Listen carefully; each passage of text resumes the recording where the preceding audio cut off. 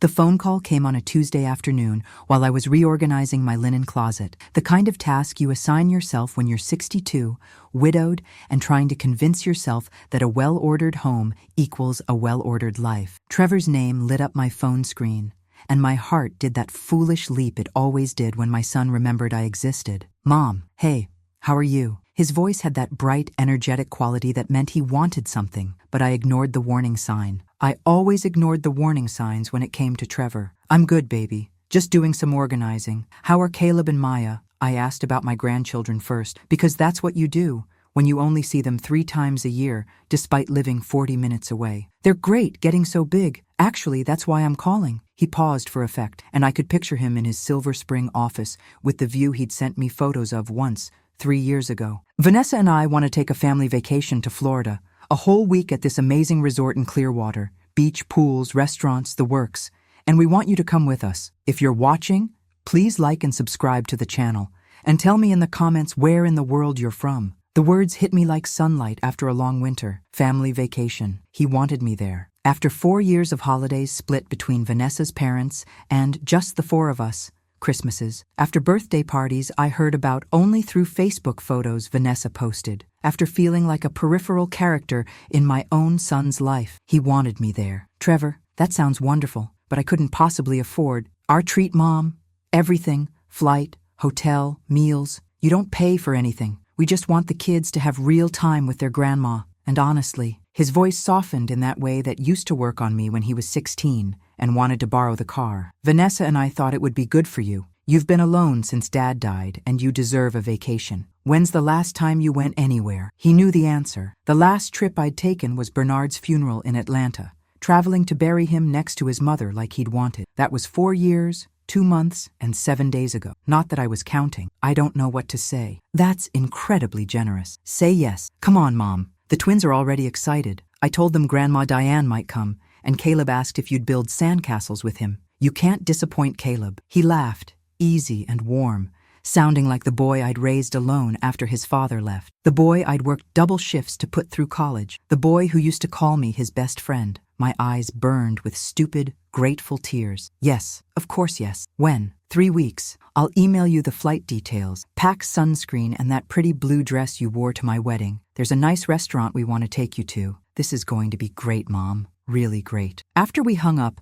I stood in my bedroom, the one I'd shared with Bernard for 34 years before cancer took him, the one I still slept on my side of because the middle felt too vast and presumptuous, and let myself feel something I'd rationed carefully since becoming a widow. Joy. Uncomplicated, unearned, shining joy. I should have known better. Joy in my life had always come with fine print. The next 3 weeks blurred into preparation. I went to Target and bought a new bathing suit because my old one was 15 years dated and made me look like someone's grandmother, which I was, but I didn't need to advertise it quite so aggressively. I found a cover-up in coral that the salesgirl said really popped against my skin. I bought reef-safe sunscreen and a wide-brimmed hat and sandals that didn't look orthopedic, even though they basically were. I splurged on my hair, got it done at the salon instead of my bathroom sink, let Keisha talk me into honey highlights that she swore took 10 years off. I bought the twins presents I couldn't really afford, a telescope for Caleb who loved stars, an art kit for Maya who drew on everything including, memorably, Vanessa's white couch. My savings account, never robust, stretched thinner by medical bills even after Bernard's insurance paid out, took a hit. But this was family. This was my son, including me, my grandchildren wanting me there. A week of belonging to something bigger than my small life, of volunteer shifts at the food bank and book club with women whose grandchildren visited every Sunday. Margaret from book club raised an eyebrow when I told her about the trip. All expenses paid? That doesn't sound like Trevor. Margaret had known my son since he was in diapers, had witnessed his gradual transformation from sweet child to status-conscious adult. People change, Margaret. He's matured. Marriage and fatherhood have been good for him. Margaret's contained volumes of skepticism, but I didn't want to hear it. I wanted to believe in the version of my son who remembered his mother existed, who wanted her company, who valued her presence beyond emergency babysitting when his regular sitter canceled. The morning of the flight, I woke at 4 a.m., even though my taxi wasn't coming until 6. I showered, dressed in comfortable travel clothes, nice jeans, and a soft lavender sweater Keisha said made my eyes luminous, and triple-checked my suitcase. Bathing suit, sundresses, the blue dress from Trevor's wedding that I'd kept preserved like a holy relic, my medications, a book for the plane, my journal where I wrote things I didn't say out loud. The taxi driver was a young man who called me ma'am and helped with my suitcase without being asked. At the airport, I tipped him extra. Too much, probably, but I was feeling generous with money I didn't have because I was feeling something I hadn't felt in years. Wanted. I checked my bag at curbside, got my boarding pass from the kiosk, and headed toward security. That's when I saw them. Trevor stood near the priority check-in lane, the one for first class, the one I'd never used, with Vanessa beside him. She wore white jeans that probably cost more than my mortgage payment and oversized sunglasses even though we were indoors. The twins bounced around them, Caleb dragging a rolling suitcase with dinosaurs on it, Maya clutching a stuffed unicorn nearly as big as she was. My heart expanded. My family. I was going on vacation with my family. I headed toward them, smiling, already imagining Caleb's hug, Maya's chatter. Trevor saw me first. Something flickered across his face. Guilt, discomfort, but then he smiled and waved. "Mom! Hey, you made it!" Before I could reach them, Vanessa stepped forward, positioning herself between me and Trevor like a beautiful, perfectly styled barrier. Her smile didn't reach her eyes. It never did when she looked at me. "Diane, good, you're here. Not Mom, never Mom. Just Diane." Like I was an acquaintance she barely tolerated. "We need to talk before we board." Something in my chest tightened. "Is everything okay? Are the kids?" "The kids are fine." She glanced back at Trevor, who was suddenly very interested in checking his phone. "I just want to make sure we're all on the same page about this trip." "Of course. I'm so grateful you're including me. I brought presents for Caleb and Maya, and I thought maybe one night we could—" "That's the thing." Vanessa's smile sharpened. "I don't think Trevor was clear about the arrangement. You're not here as a guest, Diane. You're here to help with the children. Trevor and I need time to reconnect as a couple. It's been a stressful year, and we need someone to watch Caleb and Maya while we actually enjoy the resort. That's why we invited you." I assume Trevor explained that. If you're watching, please like and subscribe to the channel, and tell me in the comments where in the world you're from. The words hit me like a slap. I looked past Vanessa to my son, who was still studying his phone like it contained the secrets of the universe. "Trevor?" He looked up, uncomfortable. "Mom, it's not like that exactly. We just thought, you love spending time with the kids, and Vanessa and I could use some adult time, and it all works out. Win-win." "Win-win," I repeated slowly. The terminal buzzed around me. Announcements, rolling suitcases, families actually going on vacation together. "You invited me to be your babysitter." "That's such an ugly word," Vanessa said, adjusting her sunglasses. "We're giving you a free vacation to Florida. All you have to do is spend time with your grandchildren, which you're always saying you want to do more of anyway." I don't see the problem. The problem was crystallizing with brutal clarity. I thought of my depleted savings account, the new clothes, the presents, the stupid, stubborn hope that I'd mattered to my son as something more than convenient free labor. "I already checked my bag," I said, because my brain had short-circuited somewhere between babysitter and the realization that I'd been manipulated by the child I'd raised alone, worked myself ragged for, loved with every cell in my body. "Great, then let's get through security." Vanessa's voice had that bright, firm quality of someone used to getting her way. "We're in different boarding groups, obviously. You're economy, we're first class, but we'll see you on the plane." She turned away, herding Trevor and the children toward the priority lane. Trevor glanced back once, mouth opening like he might say something, might acknowledge the enormity of what he'd done. Then Vanessa touched his arm, and whatever words he'd been gathering died unuttered. I stood alone with my boarding pass and my pretty coral cover-up and the telescope I'd bought for Caleb, and felt something in me crack open, not break. Breaking implied a sudden violence. This was slower, a fault line spreading through bedrock I'd thought was solid. But my bag was checked, my seat was assigned, and I'd already spent money I didn't have on clothes and presents and the taxi and the hope, God, the stupid, expensive hope, that I mattered to someone beyond what I could provide. So I got in the economy security line, took off my shoes, put my life in a gray plastic bin, and walked through the detector into a vacation that had just revealed itself as something else entirely. Behind me, I heard Maya's voice. "Where's Grandma? I want to show her Sparkle, her unicorn's name. She'd told me on FaceTime 2 months ago. One of the rare calls Vanessa actually allowed. "She's coming, honey," Trevor said. "She's just in a different line, different class, Different reality entirely. I should have turned around, should have demanded my bag back, called a taxi, gone home to my quiet house, where at least the loneliness was honest, but I didn't. Because despite everything, despite the humiliation and manipulation and casual cruelty, those were still my grandchildren, and I was still the woman who'd learned to swallow pride like medicine, bitter but necessary. I boarded the plane in Group 4, found my middle seat in row 28, wedged between a businessman who smelled like cigars and a college student who immediately put in earbuds. Somewhere ahead in first class, my son drank champagne with his wife while my grandchildren watched movies on screens bigger than my TV at home. I closed my eyes as the plane taxied, felt tears burn behind my lids, and made myself a promise. I would survive this week. I would take care of those babies because they didn't deserve to suffer for their parents' sins. I would smile and be helpful and swallow every bitter word. But after this, things were going to change. I just didn't know yet how or how much or what it would cost me. The plane lifted off, carrying me toward a vacation that felt increasingly like a reckoning. I was ready for neither. The flight attendant's voice crackled through the speaker, welcoming us to Clearwater as Florida sunshine poured through the small window to my right. The businessman beside me had fallen asleep somewhere over Georgia, his head lolling dangerously close to my shoulder. The college student had never once looked up from her phone. I'd spent 3 hours wedged between strangers, drinking terrible coffee and pretending to read the same page of my book while my mind spun in circles. Babysitter, free labor, convenient. The words had burrowed under my skin like splinters, sharp and infected. When we finally deplaned, I emerged into the terminal to find Trevor and Vanessa already at baggage claim. First class always disembarked first, another small reminder of the hierarchy I'd been too naive to see. The twins spotted me and came running,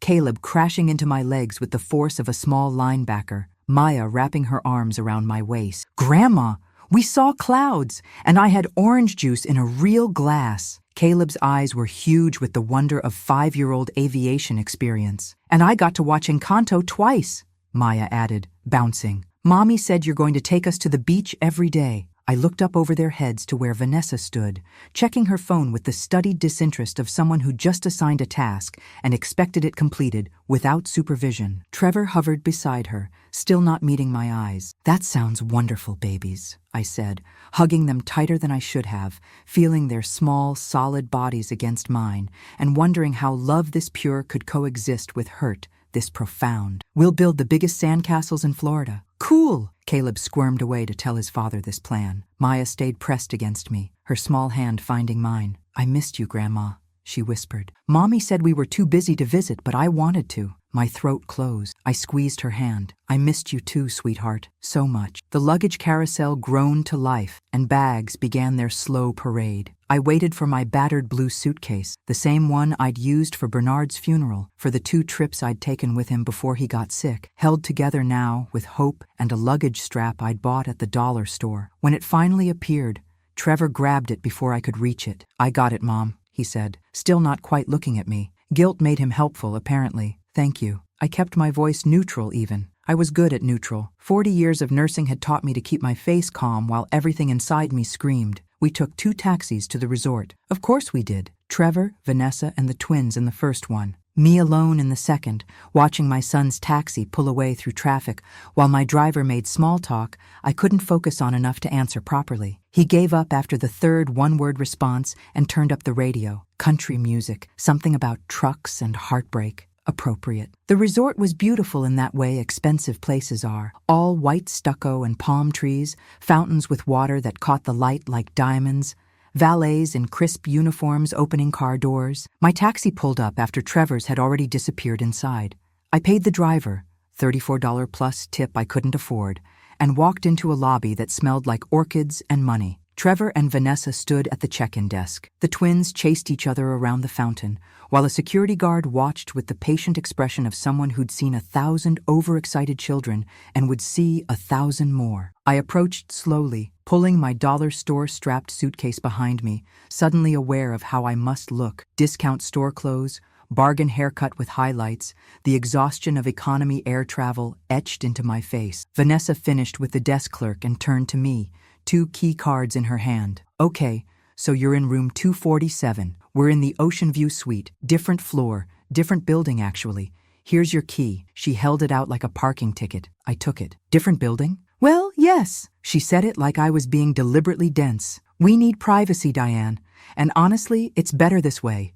The kids can be loud in the mornings, and you'll be right there to handle it without bothering us. Your room has 2 doubles, so there's plenty of space for you and them. The reality settled over me like a weight. The children are staying in my room? Obviously. That's the whole point. Vanessa's patience was wearing visibly thin. Trevor and I are on a couple's vacation. The kids stay with you. We'll see them for dinner, some nights, when it works with our schedule. Trevor finally spoke up. Mom, your room is nice. It's got a view and everything, and the kids will love being with you. Remember, you're always saying you don't see them enough. The manipulation was almost artful. Turn my longing for my grandchildren into a weapon against me. Make my love the reason I couldn't protest my own exploitation. When do they come to my room? My voice sounded strange, distant, like it was coming from somewhere else. Now, Vanessa said brightly, we're going to get settled in our suite, maybe hit the spa. You take the kids to your room, get them settled, take them to lunch. There's a casual place by the pool that's included in the meal plan. Here, she thrust a folder at me. Resort map, meal plan details, kids menu. Pool rules say children under 6 need constant supervision.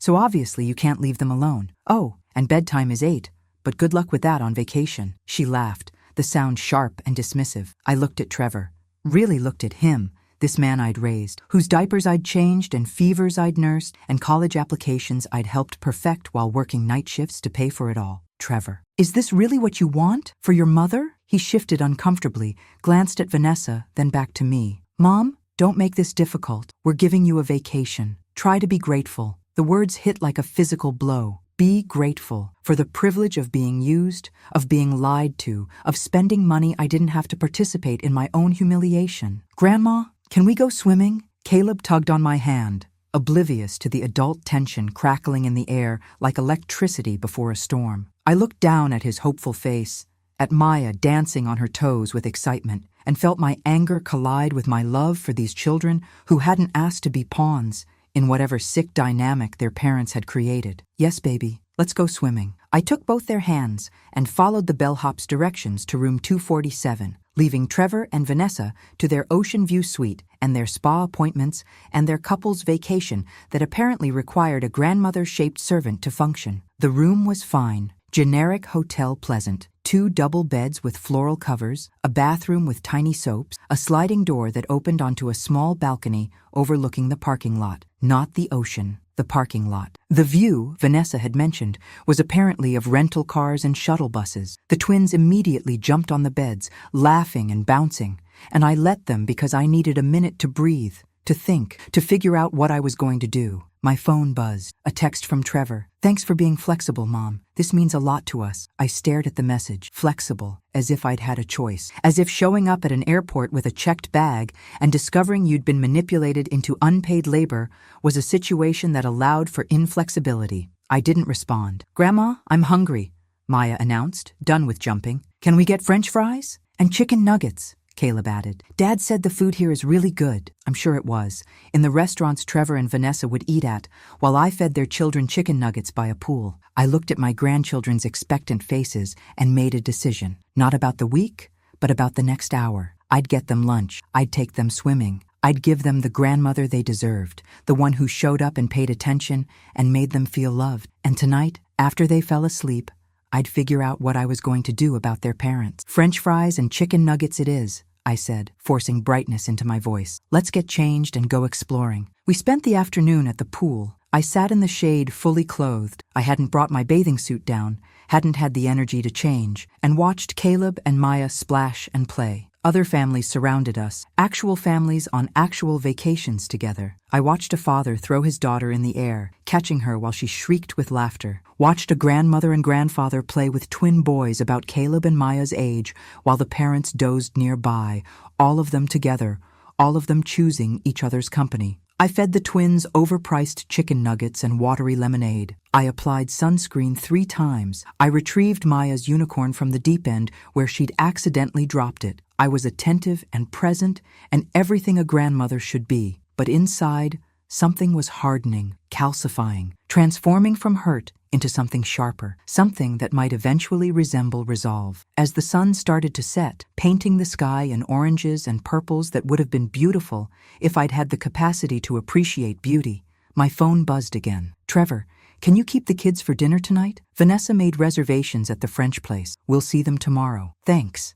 Not a question, a statement. "Thanks in advance for your compliance." I looked at Caleb and Maya, tired and sun-kissed and happy, looked at the parking lot view waiting in our room, looked at my phone and my son's message and the future I could see stretching ahead, not just this week, but years of this, years of being useful but not valued, needed but not wanted, loved conditionally, when convenient, when I didn't ask for anything in return. My hands shook as I typed, "Okay," but it wasn't okay. Nothing about this was okay. And somewhere between the pool and the room, between chicken nuggets and parking lot views, and my son's casual cruelty dressed up as gratitude, I started to get angry. Not the hot, explosive anger that burned out quickly, the cold kind, the kind that clarified rather than consumed, the kind that, given enough time and pressure, turned coal into diamonds. I just didn't know yet what I was going to do with it. By day 3, I'd established a routine that would have been impressive if it weren't so soul-crushing. Wake at 6:30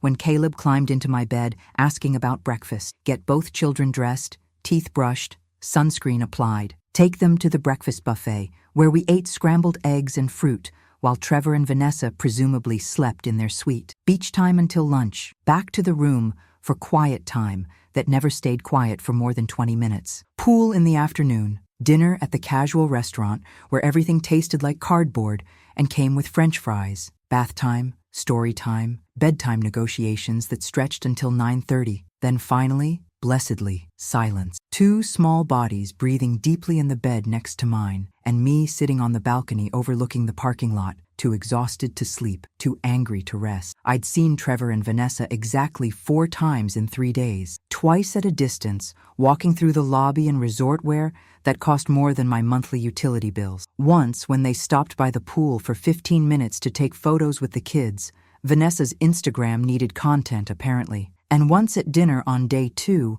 when they joined us for exactly 40 minutes before Vanessa claimed a headache, and they disappeared back to their suite. During that dinner, I'd tried to talk to my son. Really talk. "Trevor, honey, I was thinking maybe tomorrow you could spend some time with the kids, take them to that water park the resort has. I could maybe get a massage or just rest for a bit." "Mom," he'd cut me off, voice low and tight. "You're making this awkward." We explained the situation. "This week is for Vanessa and me to reconnect. You're here for the kids. That was always the deal." "It wasn't the deal I agreed to. You lied to me." His face had hardened in a way that reminded me uncomfortably of his father. His real father. The one who'd left when Trevor was 2, not Bernard who'd stepped in and tried his best to raise another man's son with kindness. "I didn't lie. I just didn't spell out every detail. You're being dramatic. I'm being used. You're being given a free vacation and time with your grandchildren. If you can't be grateful for that, that's your problem." He'd stood up then, thrown his napkin on the table. "Come on, Vanessa.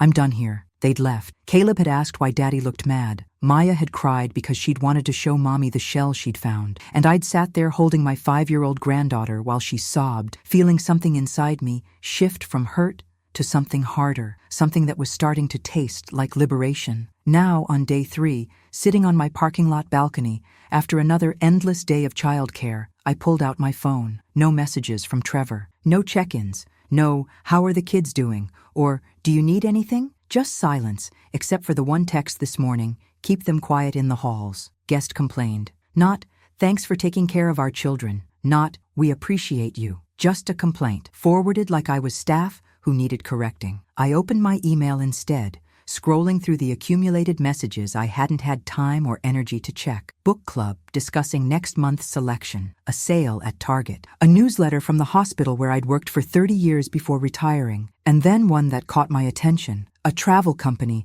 specializing in solo women's trips, somehow finding its way to my inbox through whatever algorithm had decided I needed saving. Discover yourself again. Women's wellness retreats for the 50-plus adventurer. I clicked it, more out of exhaustion than genuine interest. Photos loaded, women my age and older, laughing on beaches, hiking through forests, taking cooking classes, sitting in circles that looked like therapy or friendship or both. Prices that made me wince but weren't impossible. Destinations I'd never considered. Costa Rica, Ireland, New Mexico. See yourself here? The copy asked. Reclaim your joy. Reconnect with who you are beyond the roles you've played. You deserve more than leftovers. The words hit harder than they should have. Leftovers. That's exactly what I'd been living on.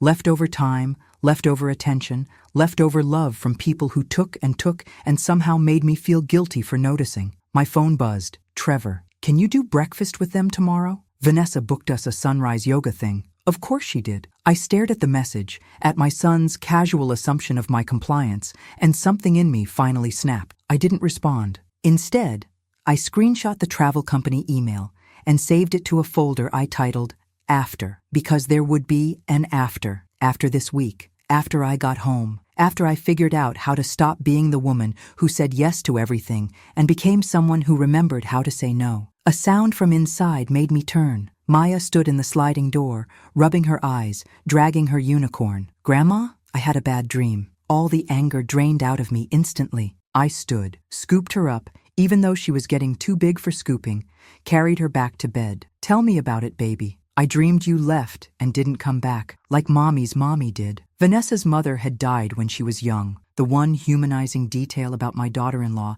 that sometimes made me feel sympathy instead of rage. Oh, sweetheart. I tucked her in, smoothed her braids. I'm not going anywhere, I promise. But even as I said it, I wondered if it was true. If maybe going somewhere, anywhere, was exactly what I needed to do. Not abandon my grandchildren, but stop abandoning myself. Stop being so available that I was taken for granted. Stop loving people more than they loved me and calling it virtue. Maya fell back asleep holding my hand. I sat on the edge of the bed in the dark room that smelled like chlorine and sunscreen and the particular sweetness of sleeping children. And I thought about yoga at sunrise and couples massages and French restaurants with wine lists longer than my grocery bill. And I thought about parking lots and chicken nuggets and 3 more days of this, followed by a lifetime of this if I didn't find the courage to change it. My phone screen glowed in the darkness. Trevor's unanswered text about breakfast, the travel company email in my after folder, Margaret's voice in my head. That doesn't sound like Trevor. She'd been right, but she'd been wrong too. It did sound like Trevor, like the Trevor he'd become when I wasn't looking, when I was too busy being the mother he needed me to be, to notice he'd stopped needing me as a person and started needing me as a function. I eased my hand from Maya's grip, grabbed my phone, and went back to the balcony. Opened my messages to Trevor, read back through months of our texts, almost all of them him asking for something.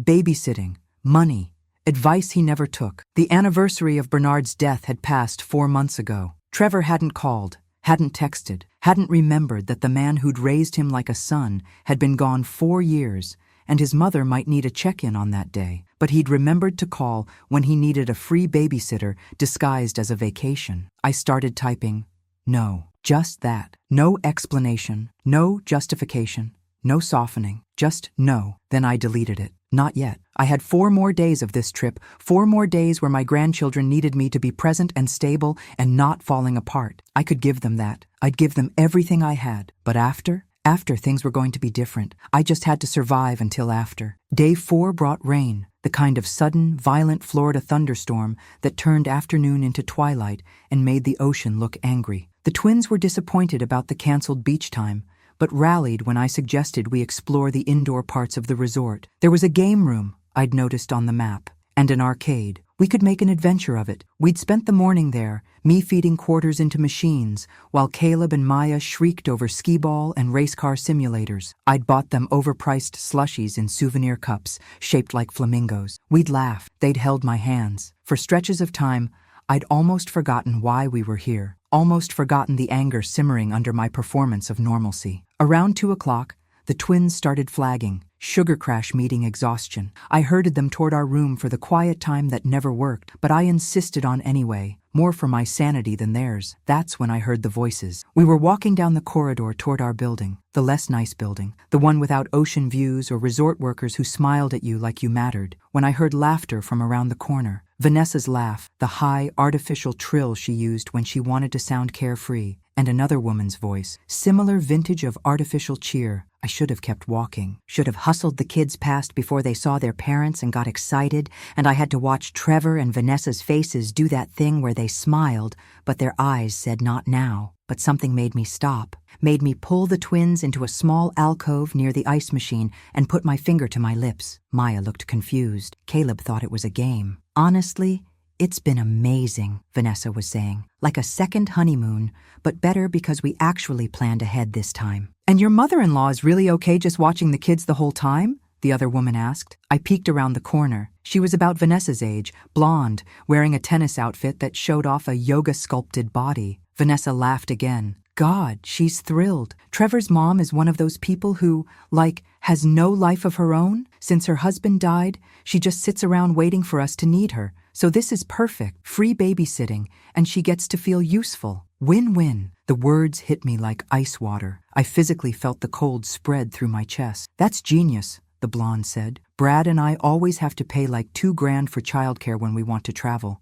You just bring free help, right? And the best part is, she'd never say no. Trevor feels guilty about it sometimes, but I told him, look, she's got nothing else going on. No friends, no hobbies, just this pathetic neediness for our attention. At least this way she's serving a purpose. And honestly, we're doing her a favor, giving her something to do with her sad little life. Vanessa's voice moved closer. We're thinking of doing this at least 3 times a year. Maybe that all-inclusive in Cancun for spring break? Trevor's mom can watch the kids at the resort while we actually enjoy. I stopped listening, stopped breathing. The words repeated in my head like a scratched record. Pathetic, neediness, sad little life, serving a purpose. This was what they said about me, what my son allowed his wife to say about me, what he apparently agreed with, despite his occasional guilt that Vanessa dismissed like a mosquito. I looked down at Caleb and Maya, both staring up at me with concern because whatever my face was doing, it was scaring them. I forced a smile, pressed my finger to my lips again,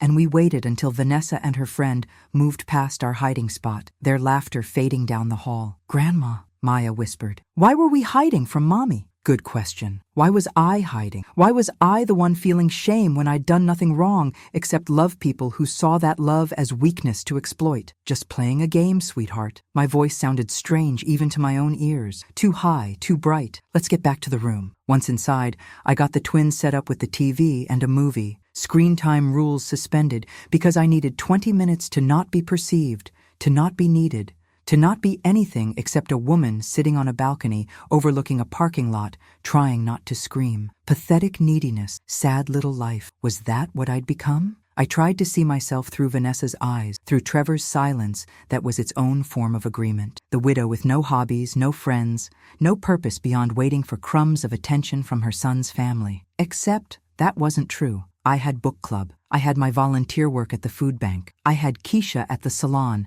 and Margaret who'd known me since forever, and the nurses I still met for lunch once a month. I had a life. It might not be exciting or Instagram-worthy or the kind of life Vanessa valued, but it was mine, wasn't it? I pulled out my phone, scrolled through my photos, the last one of me genuinely smiling, not the forced ones with the twins, but real joy, was from 14 months ago. Book club at Margaret's house. We'd made mojitos and gotten slightly drunk and laughed until we cried. Before that, my retirement party at the hospital 2 years ago. Bernard's funeral, where I'd smiled grimly through obligation. A few scattered photos with the twins before that. When had I stopped documenting my life because I'd stopped having one worth documenting? When had I become the person Vanessa described, the one sitting around waiting to be needed, who'd sacrificed identity for utility? Inside, the movie played. The twins laughed at something. Normal sounds of normal children having a normal afternoon. They didn't know their mother was a manipulative narcissist. Didn't know their father was too weak to stand up for his own mother. Didn't know their grandmother was sitting 12 feet away having a revelation that felt like an earthquake.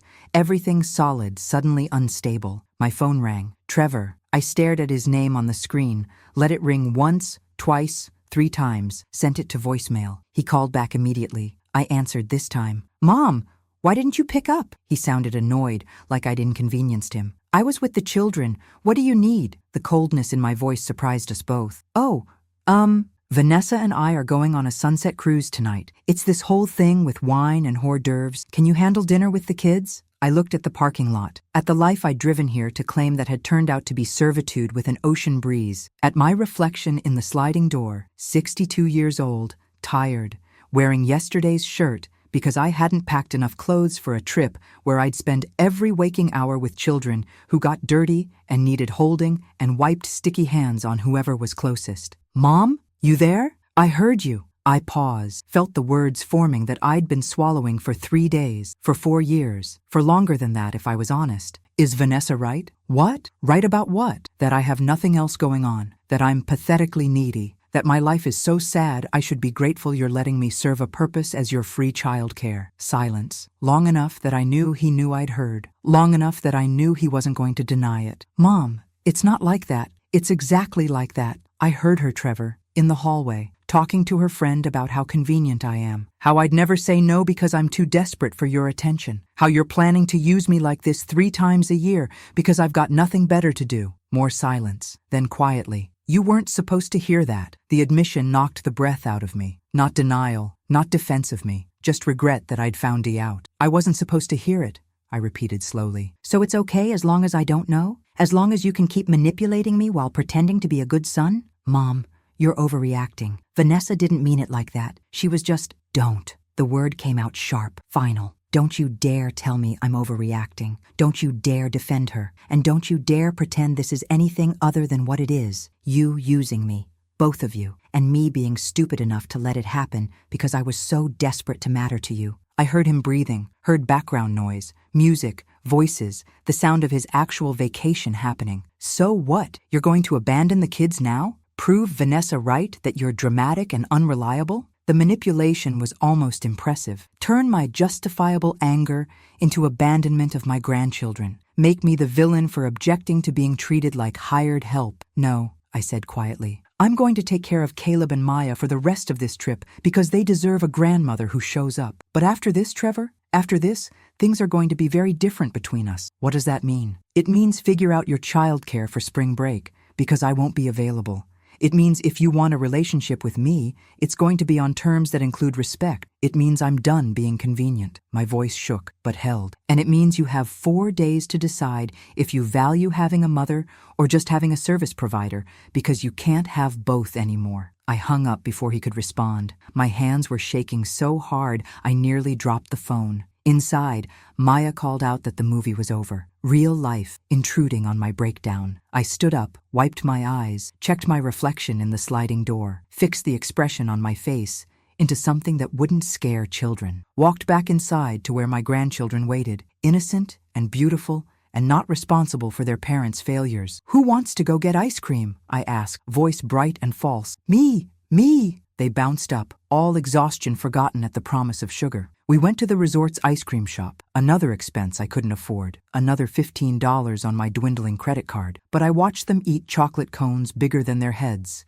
and felt something settle in my chest. Not peace exactly, but clarity. I loved these children. I would always love these children, but I couldn't love them at the expense of loving myself. Couldn't be the grandmother they needed if I kept being the doormat their parents expected. That night, after dinner and baths and bedtime stories, after Caleb and Maya finally fell asleep tangled together in one bed like puppies, I sat on my parking lot balcony and opened my laptop, found that travel company email again. This time I didn't just look at the photos. I read the details, prices, dates, itineraries. There was a women's retreat in Sedona, Arizona in 6 weeks, 5 days of hiking, meditation, art workshops, and rediscovering your authentic self. The price made me wince. $1,200 plus airfare, money I'd been saving for emergencies, for helping Trevor when he needed it, for being the mother who could always be counted on. What if the emergency was me? What if I was the one who needed help, needed saving, needed to be counted on by myself? I clicked through to the booking page, hovered over the register button. My finger trembled on the touchpad.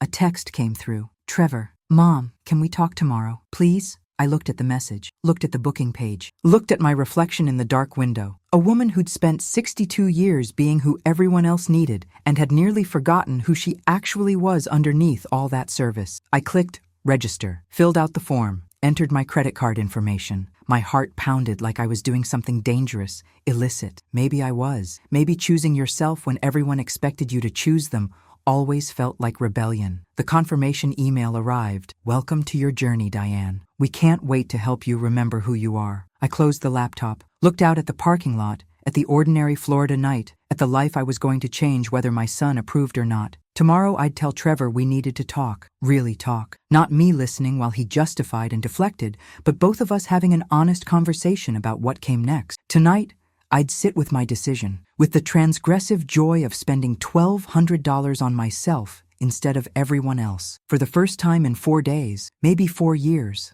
I slept well. I woke on day 5 with purpose instead of dread. The twins were still sleeping, curled together like they'd been before birth, and I took a moment to just watch them. Caleb's mouth slightly open, Maya's hand clutching her unicorn even in sleep. They were good kids. Whatever happened next between me and their parents, I'd make sure they knew their grandmother loved them. Not the desperate, clingy love Vanessa had described, real love, the kind that held boundaries and modeled self-respect. My phone showed 2 missed calls from Trevor, both from late last night, and a text. "Mom, please, we need to talk. Meet me for breakfast? Just us." 8 a.m. at the cafe by the main pool. I stared at the message. Part of me wanted to refuse, to let him sit with his discomfort a while longer. But another part, the part that still remembered holding him as a baby, singing him to sleep, teaching him to read, wanted to give him one more chance to choose right. I texted back, 8:30, "And you're paying for a babysitter for the twins." His response came immediately. "There's a kids club, already signed them up for the morning. I'll handle it," so he could arrange childcare when he needed something from me. Interesting. By 8:15, I'd gotten both children fed, dressed, and signed into the resort's supervised kids club, a bright room full of toys and activities, and young counselors with name tags and energy. Maya clung to me for a moment, uncertain. "I'll be right outside having breakfast, baby. Just for an hour. Then we'll go swimming, okay? Promise?" Her big eyes searched mine. "Promise." I kissed her forehead, extracted myself gently, and watched through the window as a counselor engaged her with a puzzle. Caleb was already building with blocks, unbothered by my departure. Trevor sat at a table overlooking the pool, 2 coffee cups already waiting. He stood when he saw me, and I noticed he looked tired.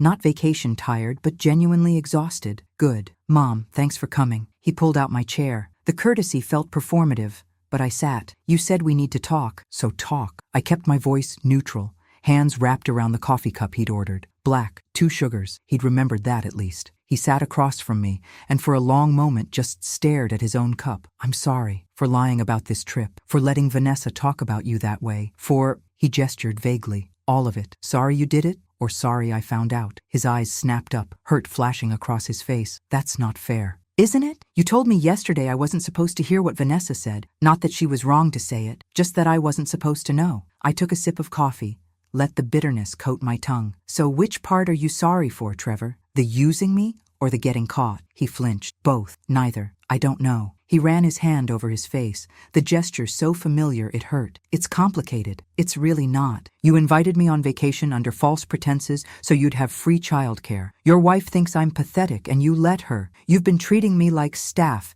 instead of family. None of that is complicated. It's just cruel. Vanessa has strong opinions." He said it carefully, like he was navigating a minefield, about boundaries and independence and not being too dependent on family. Her mom was really codependent and it messed her up, and she's sensitive about stop. I set my cup down harder than I meant to, coffee sloshing over the rim. "Don't you dare make this about Vanessa's childhood trauma. I'm sorry her mother was codependent, truly, but I'm not codependent, Trevor. I'm not clinging to you.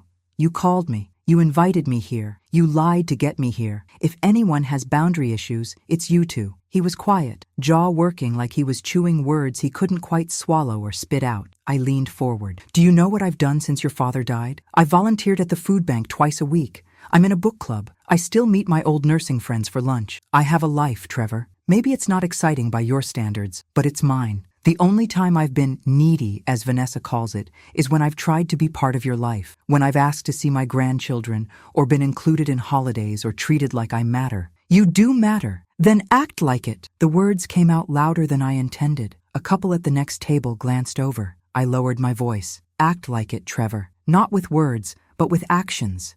With respect, with honesty, with the bare minimum acknowledgement that I'm a person, not a resource you access when convenient." His eyes were red-rimmed. Was he going to cry? Part of me wanted him to feel a fraction of what I'd felt standing in that hallway, listening to his wife dismiss my entire existence. "I don't know how to fix this," he said quietly. "Tell me how to fix this." I sat back, looked at this man I'd raised, and felt something shift. Not forgiveness, not yet, but maybe the beginning of a path toward it, if he was willing to walk it honestly. You can start by recognizing that you can't fix this in one conversation. This isn't about me accepting an apology so we can go back to normal. The normal was broken, Trevor. It's been broken for a long time. I just kept pretending it wasn't because I was afraid of losing you. I took a breath. I'm not afraid anymore, because I already lost you. The version of you I thought existed. The son who valued his mother as more than free labor. That's not. He stopped, seemed to realize denial wouldn't work here. Okay, you're right. I've taken you for granted. We both have. What do you need from me? Honestly? Space, time, for you to go to therapy and figure out why you think this is acceptable, why you've let your wife treat your mother this way, why you participated in it. I pulled out my phone, showed him the Sedona retreat confirmation. I'm going here in 6 weeks, 5 days for myself, to figure out who I am when I'm not trying to be who you need me to be. While I'm gone, you're going to think about what kind of relationship you actually want with me. Not the convenient one, the real one. He stared at the confirmation, something unreadable crossing his face. Sedona? Mom? That's expensive. Less expensive than losing myself completely. I could pay for it. No. The word came out sharp and final. I'm paying for it. This isn't you fixing things with money. This is me investing in myself for the first time in decades. We sat in silence. The pool area was filling up with families starting their day. Happy, uncomplicated, or at least good at faking it. I wondered how many of them were hiding fault lines like ours. How many breakfast conversations like this were happening at tables around us. What about the rest of this trip? Trevor asked finally. We have 3 days left. I'd thought about this all night. I'll keep watching the twins. Not for you and Vanessa. For them. They deserve a grandmother who shows up. But you two are going to do dinner with them. Every night. You're going to spend at least 2 hours each day actually being parents. And at the end of this trip, you're going to sit down with Caleb and Maya and tell them you love them and want to spend more time with them.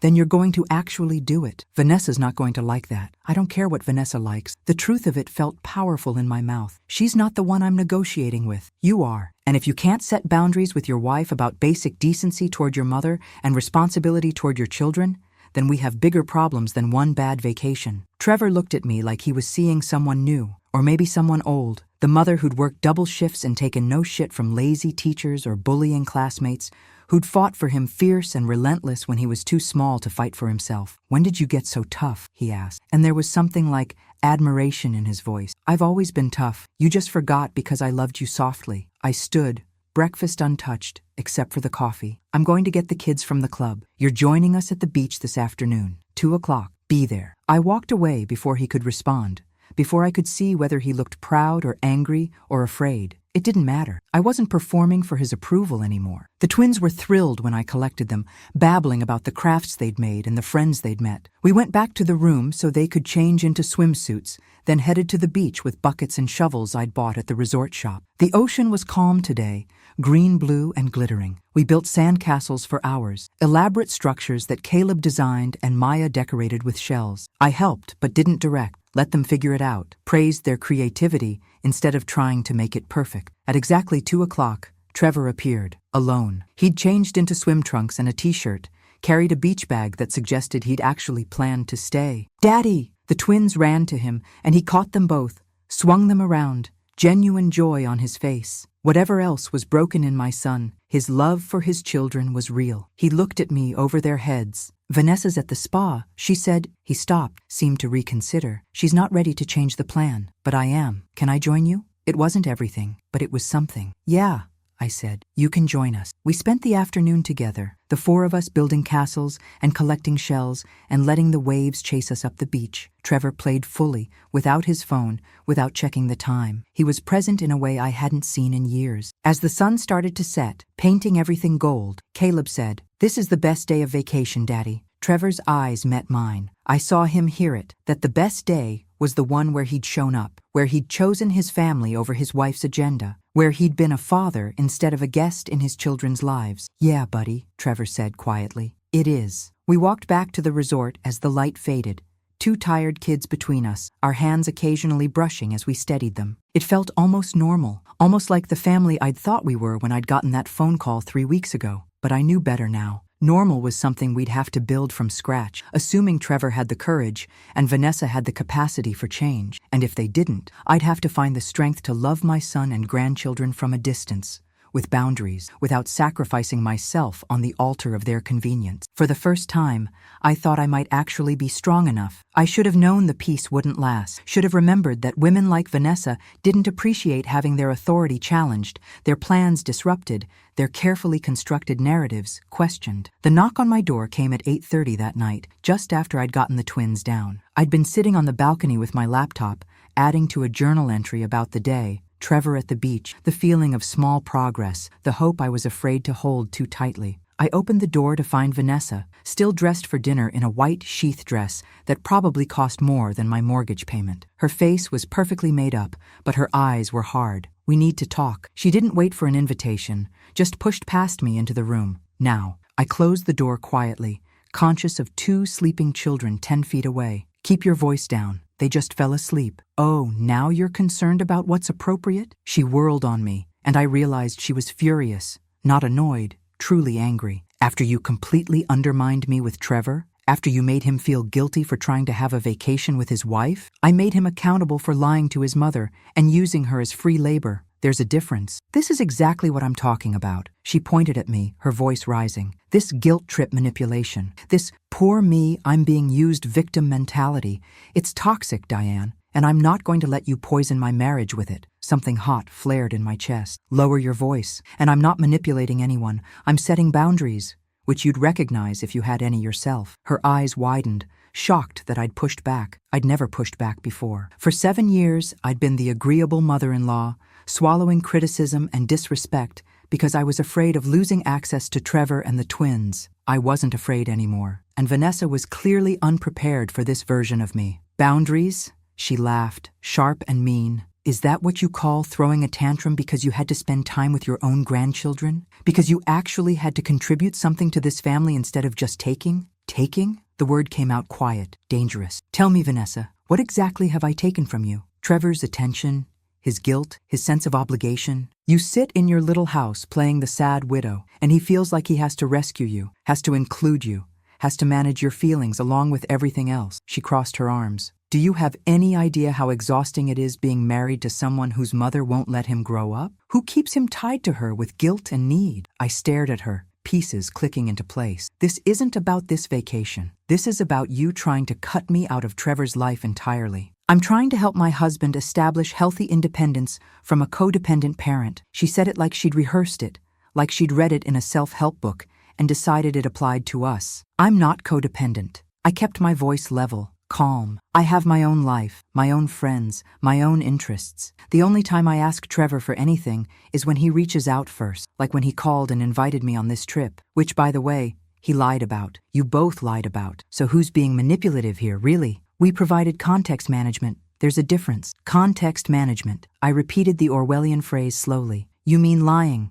You lied to get me here so you'd have free childcare. Then you talked about me like I was pathetic and desperate. I heard you, Vanessa, in the hallway, telling your friend how convenient I am, how I have no life, how you're planning to use me like this 3 times a year." Her face barely flickered. No shame, no embarrassment, just cold calculation. "If you heard that, then you also heard the truth. You don't have a life, Diane. You exist in waiting, waiting for Trevor to call, waiting for access to the grandkids, waiting for someone to need you so you can feel relevant." The words should have hurt more than they did. Maybe a week ago they would have devastated me, but something had shifted. I'd heard her cruelty in that hallway, had sat with it, had decided it said more about her than about me. "You're right that I was waiting," I said slowly. "I was waiting for my son to value me, waiting to be treated with basic respect, waiting for the family I'd built to actually want me in it, not just use me when convenient." I moved closer, held her gaze. "But I'm done waiting, and I'm done accepting scraps and calling it love." "Good," she smiled, triumphant. "Then you'll understand when Trevor and I need more space going forward, less frequent visits, more boundaries. You can see the kids on major holidays, supervised, scheduled in advance. But the drop-by visits, the phone calls about nothing, the constant need for attention, all of that stops." "Supervised?" The word landed like a slap. You're going to supervise my time with my own grandchildren? We're going to ensure that you're not filling their heads with guilt and manipulation like you did with Trevor, that you're not teaching them that love means obligation and sacrifice. She smoothed her dress, her voice turning saccharine. It's for their own good, and honestly, it's what's best for you, too. This way you can focus on building your own life, instead of living vicariously through ours. I looked at this woman my son had married, this beautiful, cruel person who'd somehow convinced him that loving his mother was weakness, that family was something to be managed rather than cherished, and I felt something click into place. Not despair, but clarity. No, I said simply. Excuse me? No, you don't get to dictate terms here.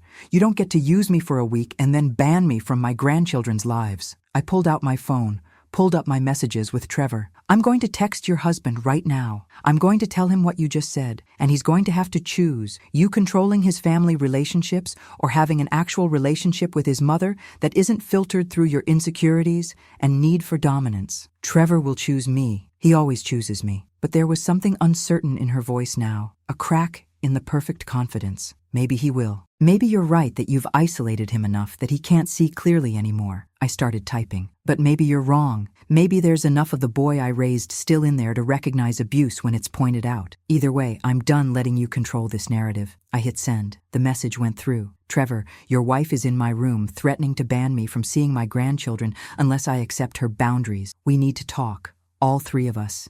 Now. Vanessa's face went pale, then red. You manipulative bitch. No, I said calmly. I'm a grandmother protecting her relationship with her grandchildren from a woman who sees family as a zero-sum game she needs to win. My phone rang immediately. Trevor, I answered on speaker. Mom, what's going on? Vanessa said, your wife is in my room. I interrupted. She's threatening supervised visits only. Major holidays, essentially cutting me off from Caleb and Maya because I had the audacity to ask for respect. I looked at Vanessa while I spoke, and I'm asking you, right now, in front of her, is that what you want? Is that the kind of father you want to be? The kind of man? Silence on the line, long enough that I could hear his breathing, could almost feel him calculating, weighing, choosing. Vanessa, he said finally, his voice tight. Come back to the suite. We need to talk. Mom? I'll call you in 30 minutes. The line went dead. Vanessa and I stood facing each other in the small room. Her perfect makeup had stayed perfect, but something in her posture had shifted. She wasn't sure anymore, wasn't certain she'd won. This isn't over, she said, heading for the door. No,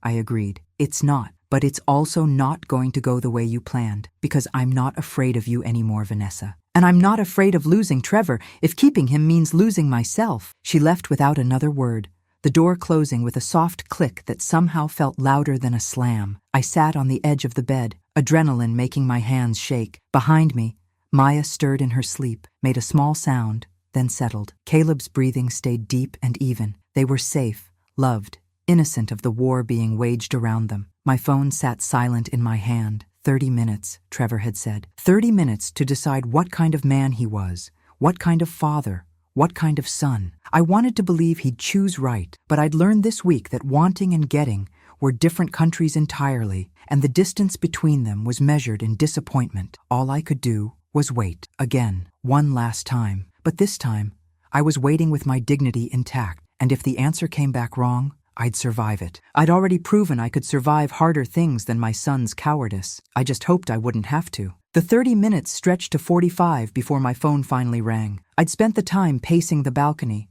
checking on the sleeping twins, and rehearsing various versions of the conversation to come. Some where Trevor chose right, others where he didn't, all of them painful in different ways. When his name lit up my screen, I almost didn't answer. Almost let it go to voicemail. Let him sit with the uncertainty the way I'd been sitting with it. But that would be petty, and I was trying to be better than petty. Trevor, Mom, his voice sounded wrecked, exhausted. Can you talk? The twins are asleep. I can talk quietly. He stopped, started again. I sent Vanessa to the hotel bar. She's not happy with me right now, but I needed to call you alone, to say some things without her there. That was something, at least. I sat in the desk chair, watched parking lot lights blink on as full dark settled over Florida. I'm listening. I've been a terrible son. The words came out in a rush. Not just this week, though this week has been particularly awful, but for years now, since I got married, maybe before that. I let Vanessa convince me that setting boundaries with you meant cutting you off, that independence meant isolation, that loving my mother was somehow unhealthy, and I believed her because, he exhaled slowly, because it was easier than standing up for you, easier than being caught in the middle, easier than being a man. I didn't say anything. Let him keep talking, keep working through whatever realization he was having. After you texted, Vanessa and I had the biggest fight we've had in years. She was furious that you'd manipulated me again. Her words kept saying you were using guilt to control me, that you were toxic,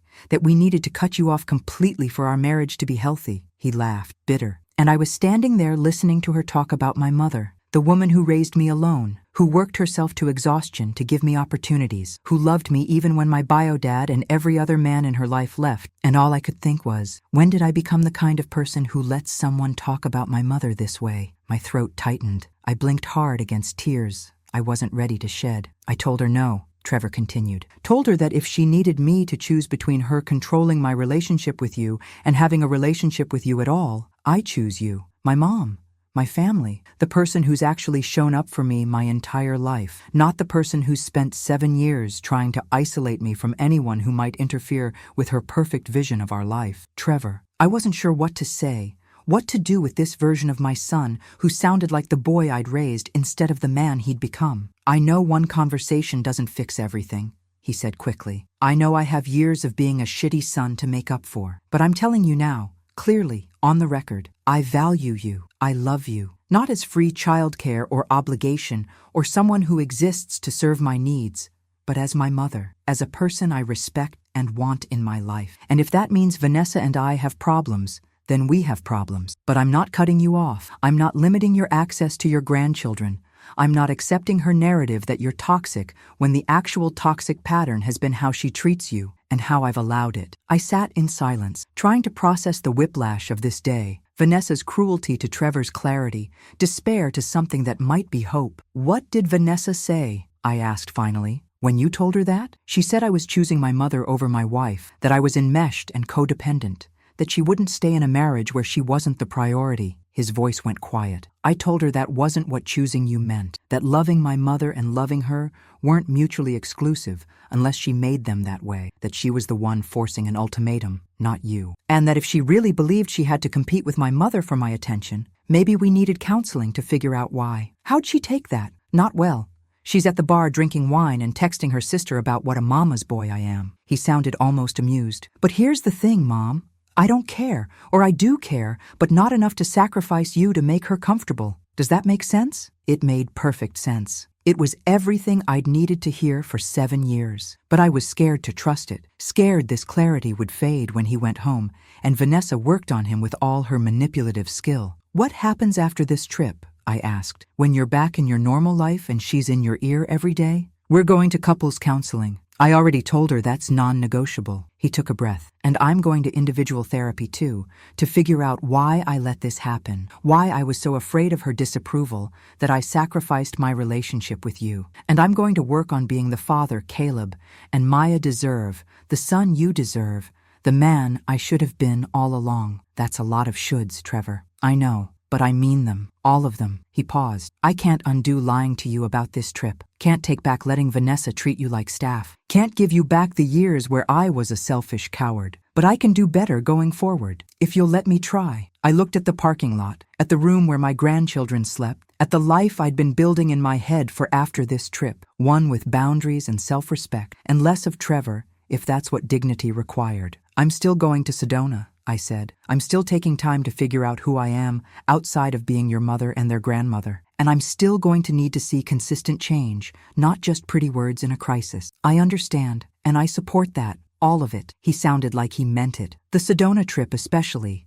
Mom, you deserve that. You deserve everything you didn't give yourself because you were too busy giving to me. The tears came then, hot and sudden. I pressed my hand to my mouth to keep from sobbing out loud. Mom, you there? Yeah. My voice cracked. Yeah, I'm here, just processing. I love you. I know I haven't shown it, but I do. so much, and I'm going to do better, I promise. We talked for another 20 minutes about logistics. He and Vanessa would take the kids tomorrow, give me a real break. He'd join us for breakfast every morning for the rest of the trip. They'd fly home early if Vanessa insisted on making everyone miserable, but he hoped she'd calm down enough to finish the vacation without more explosions. After we hung up, I sat in the dark room, listening to my grandchildren breathe and trying to believe in my son's promises, trying to trust that this time might actually be different. My phone buzzed. A text from Margaret. How's paradise? I laughed, surprising myself. Started typing. Complicated, but I think I'm finally standing up instead of bending over. Tell you everything at book club. Her response came immediately. Good. About damn time. Proud of you. 3 words that shouldn't have meant as much as they did. But Margaret had known me through everything. Through Bernard's death, through Trevor's distancing, through all the years I'd been shrinking myself to fit other people's comfort. If she was proud of me, maybe I was doing something right. I checked on the twins one more time, then took my first real shower of the trip. Not the hurried ones between child wrangling, but a long, hot, indulgent affair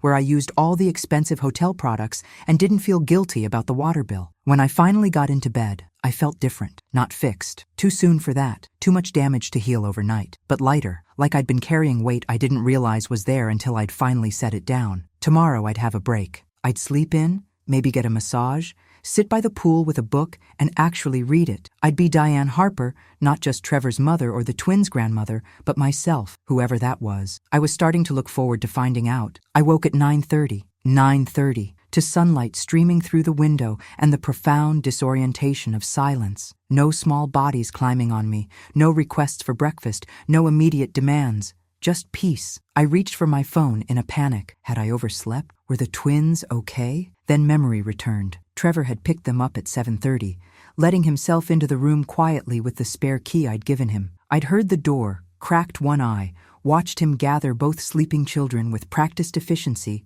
and then fallen immediately back to sleep. A text waited. Got them. Having breakfast now, then kids club until lunch. You have the whole day. Enjoy it. Love you. The whole day. Mine. To do nothing or everything or something in between. I couldn't remember the last time I'd had a whole day that belonged only to me. I showered slowly, without listening for the bathroom door. Put on my new bathing suit and the coral cover-up. Applied sunscreen and didn't have to apply it to anyone else. Made coffee with the in-room maker and drank it on the balcony while it was still hot. Small luxuries, revolutionary in their simplicity. By 11 I was at the spa, using gift certificates the resort had provided to each room. Certificates I'd thought I wouldn't have time to use. The receptionist, a woman about my age with silver locks and kind eyes, smiled when I checked in. First time? She asked. First time in, God, maybe a decade? I tried to remember the last spa treatment I'd had. Bernard had taken me for our anniversary once, years before the cancer. Massage and facial, champagne and chocolates. I'd felt like royalty. Well, you're going to love Marina. She's our best masseuse. The receptionist handed me a plush robe and slippers. Change in the locker room, help yourself to the steam room and sauna, and someone will come get you when Marina's ready.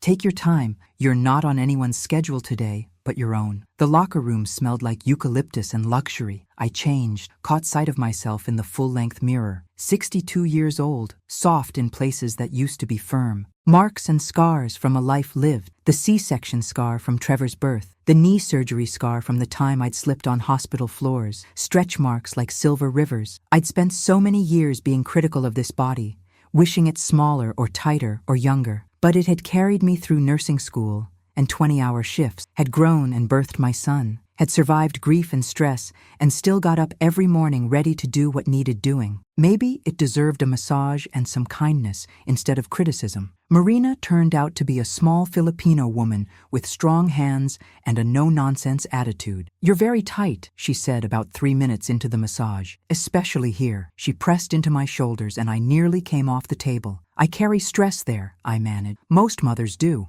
You have children? 1 son, 2 grandchildren. Ah, and they live close? Close enough. She worked in silence for a while, her hands moving with practiced efficiency, finding every knot and coaxing it loose. The room was warm, dim, peaceful. Music played softly, some kind of flute and water sounds. Despite everything, I felt myself relaxing, untensing, letting go. You've been holding this a long time, Marina said eventually. Years, maybe. Years. I agreed quietly. It's okay to let it go. Your body will thank you. But it wasn't just my body holding tension, was it? It was my heart, my mind, the accumulated weight of loving hard and getting hurt and pretending I was fine. How did you massage that away? Still, for 90 minutes I tried. Let Marina work her magic. Let myself just be a body on a table instead of a mother or grandmother or woman with problems. When she finished, I felt both wrung out and renewed, like I'd cried without actually crying. Drink lots of water, she instructed as I left. And be gentle with yourself. Your body just did important work. Honor it. I promised I would, though I wasn't entirely sure what that meant. After the spa,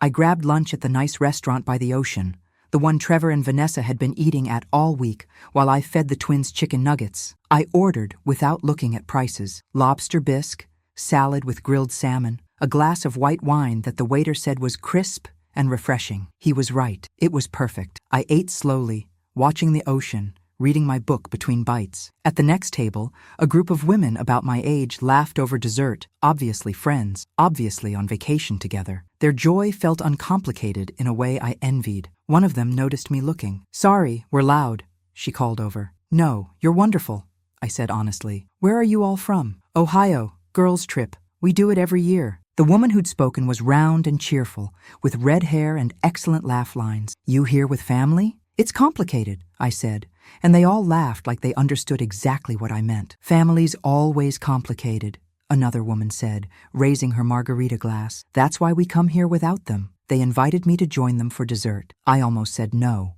Old habits, not wanting to intrude, assuming I wasn't wanted unless explicitly included. But then I thought about the whole day being mine, about choosing differently, about what Diane Harper might do if she wasn't busy being who everyone needed. "I'd love that," I said. I spent the next hour with 5 women I'd never met: Linda, Carol, Jennifer, Patricia, and Sue. They were teachers, nurses, a retired accountant, friends since college who'd maintained their bond through marriages and divorces and children and careers. This was their 15th annual trip. Started after Linda's husband left, Carol explained. "We kidnapped her for a week to Miami, got drunk on the beach, and made her remember she was more than somebody's wife." "Best kidnapping of my life," Linda said, grinning. They asked about my complicated situation. I found myself telling them, not everything, but enough. The fake vacation, Vanessa's cruelty, Trevor's awakening, my upcoming Sedona trip. "Good for you," Patricia said fiercely. "My daughter tried that shit once.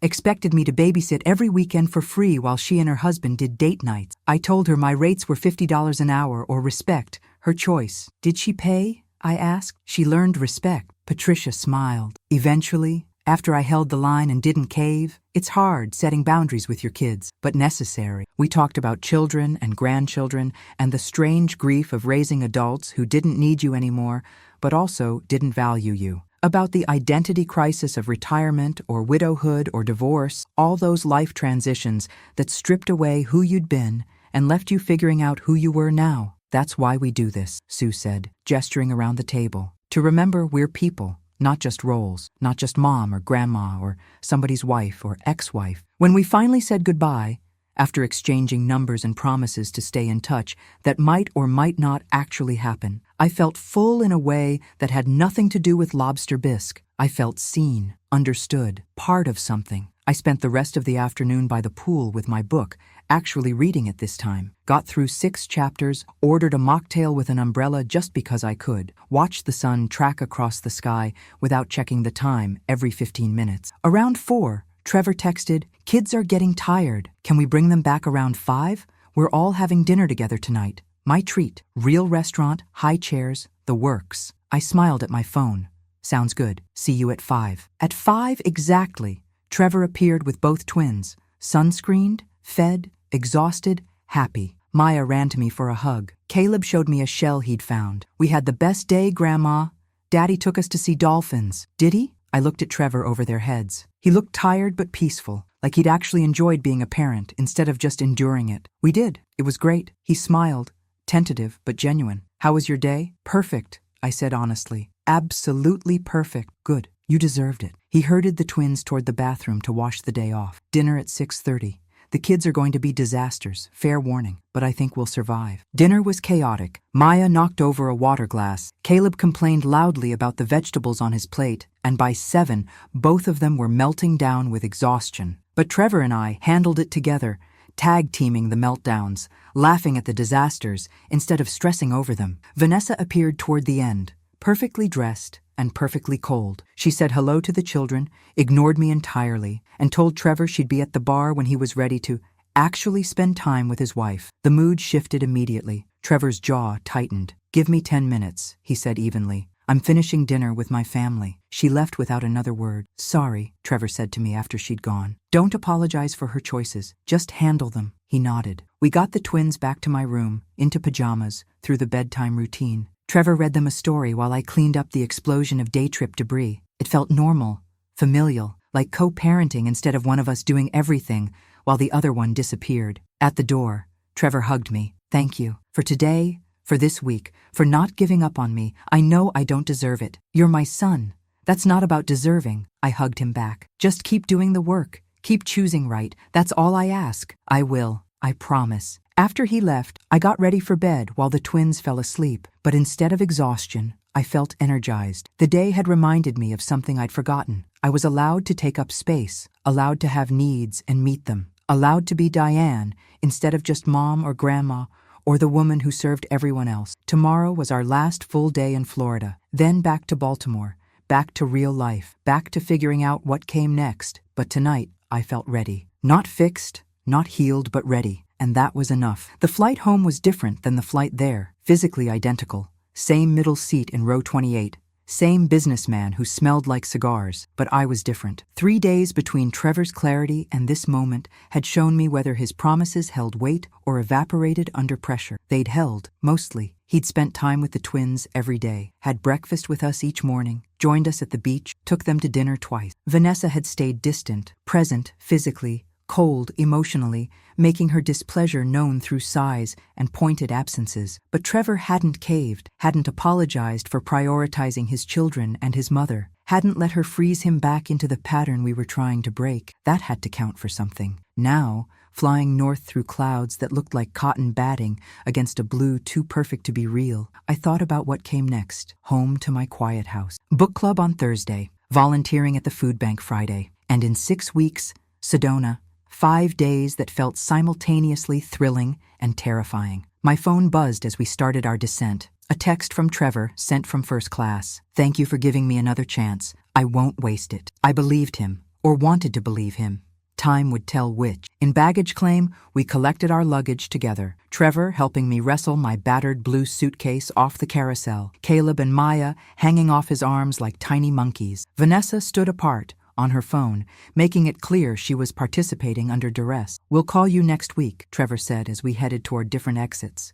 Them to short-term parking, me to the taxi stand. "Set up dinner, just us and the kids. At our place or yours, your choice." "Mine," I said immediately. "I'll cook, because if we were rebuilding, it would be on my terms, in my space, with my rules about respect and presence." "Perfect." He hugged me, tight and long. "Love you, Mom." "Love you too, baby." The twins hugged me next, Maya clinging extra long. "I don't want you to go, Grandma. I'll see you soon, sweet girl. I promise." And I would, but on a schedule that worked for me. Not just when they needed something. Vanessa nodded at me as they left. Not friendly, but not hostile. Détente, maybe, or the cold peace of someone who'd lost a battle and was regrouping. Either way, I'd survive. The taxi ride home felt longer than usual. The city passing by my window, both familiar and strange. How many times had I driven these streets thinking my life was settled, thinking I knew who I was and what I had? Now everything looked slightly different, like I'd been seeing it through old prescription glasses,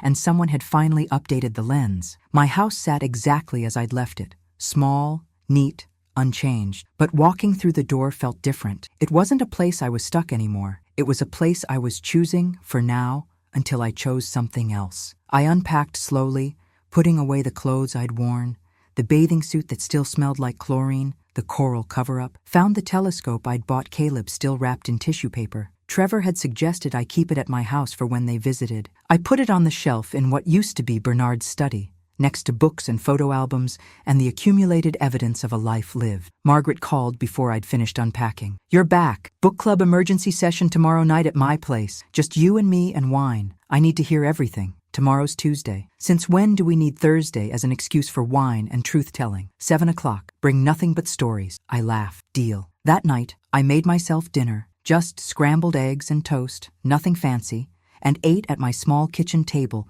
where usually I stood at the counter and called it a meal. I lit a candle Bernard had given me years ago that I'd been saving for special. Tonight felt special enough. My journal waited on the table, the one I'd brought to Florida, but barely opened. I pulled it toward me, uncapped my favorite pen, and wrote, "Day 1 of after. The house is quiet. I'm alone, but not lonely." Something has shifted, not fixed, not resolved, but shifted, like a bone that was set wrong finally breaking clean so it can heal right. Trevor says he'll do better. I want to believe him, but I'm learning that wanting isn't enough. I need to see it, sustained, over time. And if he can't give me that, I need to be okay with loving him from a distance, with boundaries that protect me even if they disappoint him. Vanessa is who she is. I can't change that. Can only control how much access I give her to hurt me. The twins are beautiful and innocent, and I'll fight for my relationship with them, but not at the cost of my dignity. In 6 weeks, I'm going to Sedona. I'm terrified and excited in equal measure. What if I get there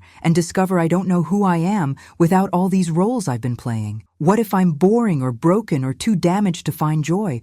Or what if I'm not? What if there's a version of Diane Harper who's been waiting for 62 years to finally be invited to her own life? I guess I'm about to find out. I closed the journal, blew out the candle, and went to bed in my own house, in my own bed, in my own life. And for the first time in longer than I could remember, I slept through the night without waking once. 6 weeks later, I stood at the edge of a red rock formation in Sedona, Arizona, watching the sun rise over landscape that looked like another planet. The air was thin and cool and smelled like juniper. Behind me, 8 other women from the retreat stood in similar poses of awe, all of us over 55, all of us here for our own reasons, all of us watching the light transform stone from shadow to fire. Patricia, the retreat leader, and the same woman I'd met briefly at that Florida resort, stood beside me. "What are you feeling?" she asked quietly. "Small," I said, "but in a good way. Like my problems are the right size for the first time in years." She smiled. "That's the desert. It gives you perspective whether you want it or not." The past 6 weeks had been a study in sustained effort, mine and Trevor's both. He'd come to dinner at my house 4 times,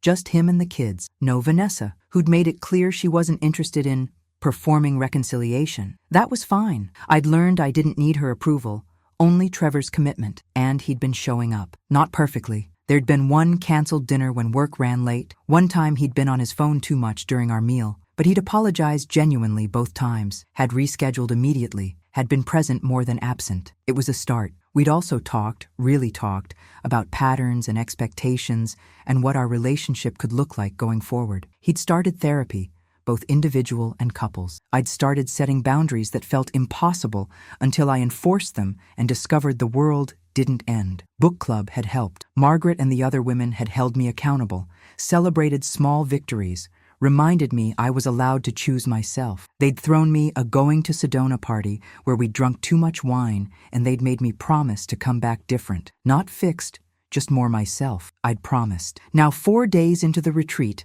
I was starting to understand what that meant. The days had been full, hiking through red rock canyons, painting classes where we were encouraged to create without judgment, meditation sessions that made me fidgety until suddenly they didn't, group discussions about identity and purpose, and the art of rebuilding yourself after life took a wrecking ball to your carefully constructed plans. I'd cried more in 4 days than I had in 4 years, but I'd also laughed, had discovered I was decent at watercolor painting, had hiked 4 miles without stopping to catch my breath, had shared my story with women who understood because they had their own versions, different details, same themes, loss and rebuilding, service and self-sacrifice. The long road toward remembering you were a person, not just a role. On day 3, during a painting session, the instructor had asked us to paint who you were before the world told you who to be. I'd stared at the blank paper for 20 minutes, paralyzed. Who had I been? Before nursing school, before Trevor, before Bernard, before the accumulated weight of other people's needs had become my identity? Who was Diane Harper? Finally, I'd painted water, just water, blues and greens, and the way light looked when it hit the surface of something deep and moving. The instructor had asked what it meant. "I don't know yet," I'd said, "but it feels true." Now, watching sunrise paint the desert in impossible colors, I thought about that painting, about water that moved and changed and reflected light but never stopped being itself, about depth that looked calm on the surface but held currents and complexity underneath. Maybe that was who I was, who I'd always been, underneath the roles and expectations, something moving, changing, deeper than anyone bothered to look. My phone was in my room, turned off per retreat rules, but I'd checked it last night before bed. A photo from Trevor of Caleb and Maya holding a sign, "We miss you, Grandma. Come home soon," and a text, "Kids wanted you to know they love you. I do too. Enjoy your last few days. We'll be here when you're ready." Not "hurry back," not "we need you," just "we'll be here." Progress. After the sunrise viewing, we hiked back to the retreat center for breakfast. I sat with women who'd become friends. Carolyn, a recent divorcee learning to travel alone. Beth, a widow like me, 2 years into rebuilding.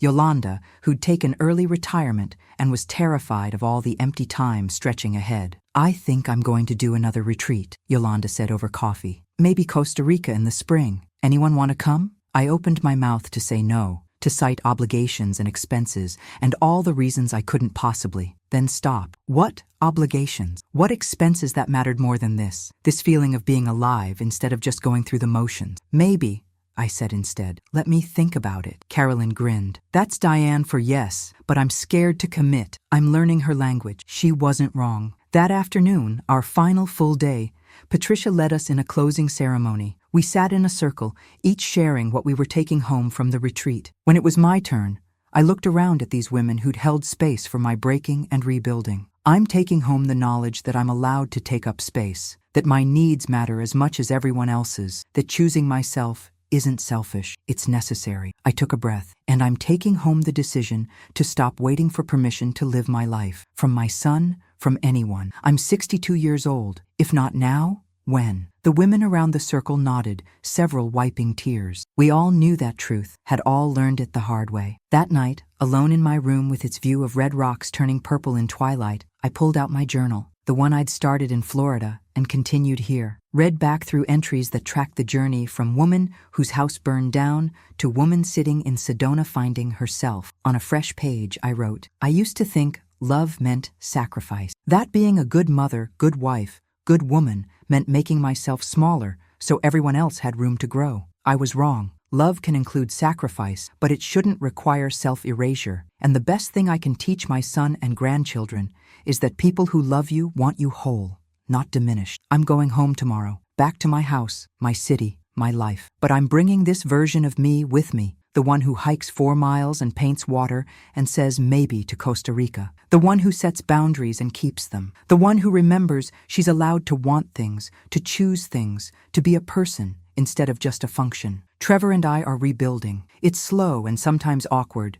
and there are no guarantees, but I'm not rebuilding by bending myself into whatever shape makes it easiest for him. I'm rebuilding by standing up straight and seeing if he can meet me there. If he can't, I'll survive. I've learned that now. I'm stronger than I thought, more resilient, more myself. The fire burned away my house. Florida burned away my illusions. And Sedona? Sedona burned away the last of my fear that I was nothing without the roles I played. I am Diane Harper, 62 years old, widow, mother, grandmother, but also woman, person, someone who paints water and hikes canyons and is learning, finally, to choose herself. That's enough. I'm enough. Finally, I'm enough. I closed the journal and looked out at the desert, at the stars beginning to emerge in the darkening sky. Tomorrow I'd fly home, would have dinner with Trevor and the twins this weekend, would resume book club and volunteering and the ordinary architecture of my life. But I'd do it differently now, not as someone waiting to be needed, but as someone choosing how and when and why to show up, not as someone grateful for scraps, but as someone who knew her worth. The path forward wasn't clear. Trevor and I had work to do. Vanessa was still Vanessa. The twins would grow up and need me less. Life would keep happening with all its complications and disappointments. But I'd figured something out in this desert, in this retreat, in the month since my house burned down. I didn't need life to be perfect. I just needed to be present in it, fully, authentically as myself. And I was ready, finally, terrifyingly, joyfully ready. The woman who'd stood in an airport being told she was just the babysitter felt like someone from another lifetime. She'd survived, evolved, become someone who knew how to say no,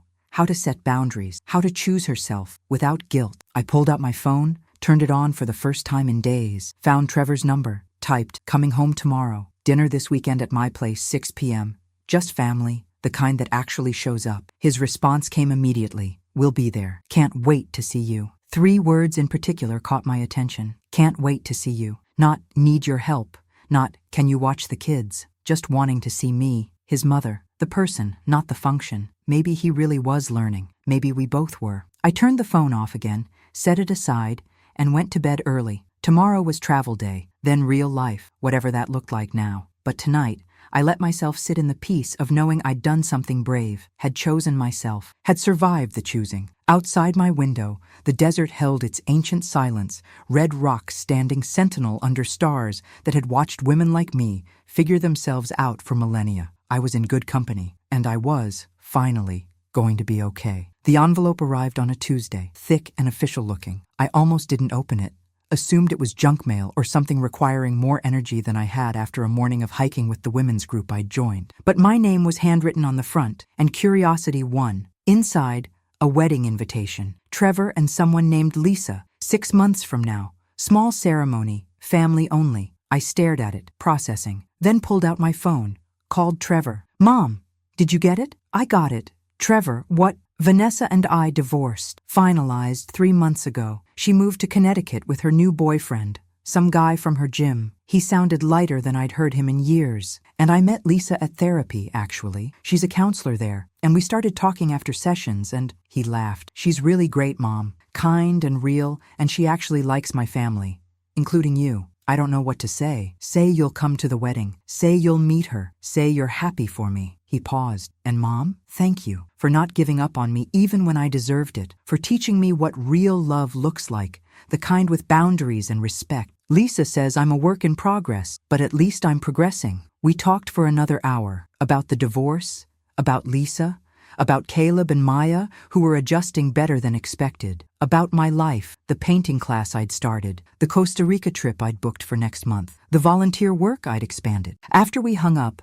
I sat in my living room, redecorated since the fire insurance finally paid out, filled with furniture I'd chosen, colors I loved, photos that made me smile, and felt gratitude wash over me, not for the fire or the manipulation or the pain of that terrible Florida vacation, but for what had come after, for the woman I'd had to become to survive it. My phone buzzed. "Margaret, wine night tomorrow?" I made lemon bars. I smiled, typed back, "Perfect, I have news." Outside, autumn was turning the trees gold and red. Inside, my house smelled like the lavender candles I loved and the coffee I'd just brewed. On the wall, my watercolor from Sedona hung in a simple frame. Water, light, depth. 63 years old, divorced daughter-in-law, soon to be introduced to a new one, grandmother to twins who FaceTimed me twice a week because they wanted to, not because their parents made them. And most importantly, Diane Harper, woman who'd learned to save herself, who'd discovered that the price of being needed was too high if it cost you yourself, who'd figured out,